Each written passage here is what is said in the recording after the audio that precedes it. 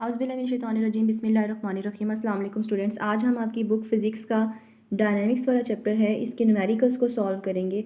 पहला न्यूमेरिकल मैं बुक से रीड आउट कर देती हूँ। Calculate the torque acting on spanner of length 20 centimetre. तो सबसे पहले हमने टॉर्क बताना है, तो हम यहाँ पे क्वेश्चन मार्क टॉर्क और साथ में क्वेश्चन मार्क लिख देंगे।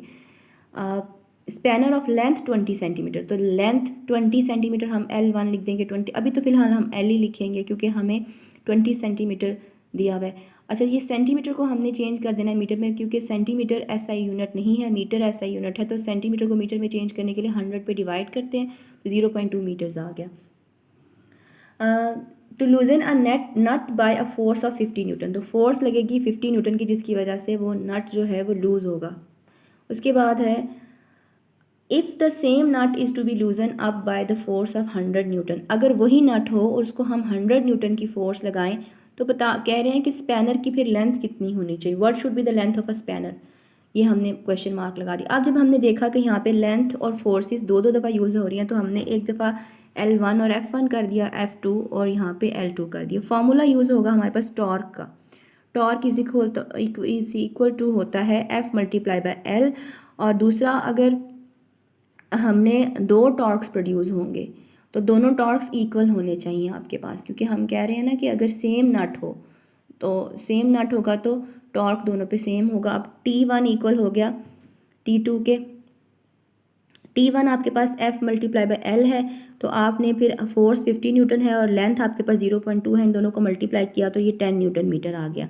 अब दूसरा वाला जो है आपने बताना है दूसरे वाले टॉर्क की लेंथ आपने क्या है, तो उसके लिए T1 और T2 को इक्वल लिखा आपने, और F1 और L1 फार्मूला डाला इधर, और टॉर्क ऑफ 2 की जगह पे F2 और L2 डाला। अब यहाँ पे इन दोनों को मल्टीप्लाई किया आपस में 0.2 और 50 को, और यहाँ पे F2 100 है, हमने L की वैल्यू बतानी है, तो 100 वहाँ जाके डिवाइड हो जाएगा और L2 आपके पास 0.1 मीटर्स आ जाएगा। लेकिन क्वेश्चन चूँकि सेंटीमीटर में दिया हुआ है तो आपने इसको भी चेंज करना है, तो ये आपके पास आ जाएगा। जब आपके पास सेंटीमीटर में दिया हो तो 100 से मल्टीप्लाई, जब मीटर में दिया हो तो 100 से मल्टीप्लाई करते हैं और सेंटीमीटर में चेंज हो जाता है, तो 10 सेंटीमीटर। सेंटीमीटर से मीटर में जाना हो, जब आपके पास स्मॉल वैल्यू से आपने लार्ज वैल्यू में जाना हो तो डिवाइड करते हैं, और जब आपने मीटर से सेंटीमीटर में जाना हो, मतलब कि आपने लार्ज वैल्यू से स्मॉल वैल्यू में जाना हो, तो फिर मल्टीप्लाई करते हैं। ये रूल होता है कन्वर्जन का, ये आपके फर्स्ट चैप्टर के रूल हैं। उसके बाद हम पढ़ते हैं second question. A long uniform steel bar of length, एक लॉन्ग यूनिफॉर्म स्टील का बार है और उसकी लेंथ है आपके पास 1 मीटर।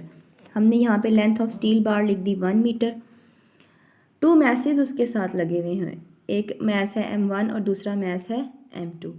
उसके बाद वो बता रहे हैं कि उनका जो फासला है मैसेज का वो है 0.2 मीटर्स और 0.3 मीटर्स, और M1 जो मैस है उसका मैस दिया हुआ उन्होंने 0.6 kg।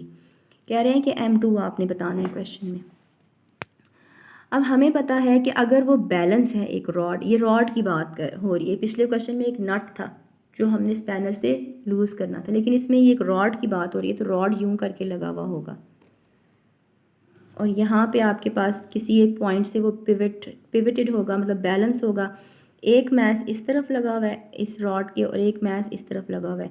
आपको पता है ना, अगर इनमें से कोई भी एक भारी होगा तो ये रॉड उस तरफ झुक जाएगा, लेकिन वो कह रहे हैं कि रॉड बैलेंस है। इसका मतलब कि यहाँ वाला टॉर्क जो प्रोड्यूस हो रहा है और यहाँ वाला टॉर्क जो प्रोड्यूस हो रहा है, इस तरफ इस वाले हिस्से का टर्निंग इफेक्ट और इस वाले हिस्से का टर्निंग इफेक्ट दोनों बराबर है, तभी तो रॉड जो है वो मूव नहीं कर रहा बल्कि बैलेंस है। तब हम चेक करते हैं, as we know it's balanced, तो इसका मतलब जो क्लॉक वाइज मोमेंट्स हैं वो इक्वल होंगे। एंटी क्लॉक वाइज मोमेंट के ये इक्वल का निशान है, मोमेंट को टॉर्क ही कहते हैं हम। T1 इक्वल हो गया T2 के, फॉर्मूला लगाएंगे। अब यहाँ पे F1 L1 F2 L2, हमें पता है यहाँ पे आपको फोर्स तो नहीं दी हुई, पिछले क्वेश्चन में फोर्स थी ना न्यूटन, यहाँ पे मैसेज दिए हुए हैं, तो आपने सबसे पहले मैसेज ये M1G लिखना है। जब हमारे पास मैस आ जाए तो फिर जो फोर्स होती है वो वेट बन जाती है, और फिर वेट का फार्मूला होता है W=mg, और यहाँ पे F2 आ जाएगा M2G और यहाँ पे L2 हो जाएगा। अब आप वैल्यूज़ लगाएंगे M1 की, G की, L1 की, M2 की, G की और L2 की, और ये यहाँ पे आ जाएगा आपके पास 1.2 और यहाँ पे आ जाएगा 3। अब यहाँ पे 3 डिवाइड हो जाएगा और M2 1.2 divided by 3 is equal to 0.4 kg, और यहाँ तक हमारा इस क्वेश्चन का आंसर आ जाता है।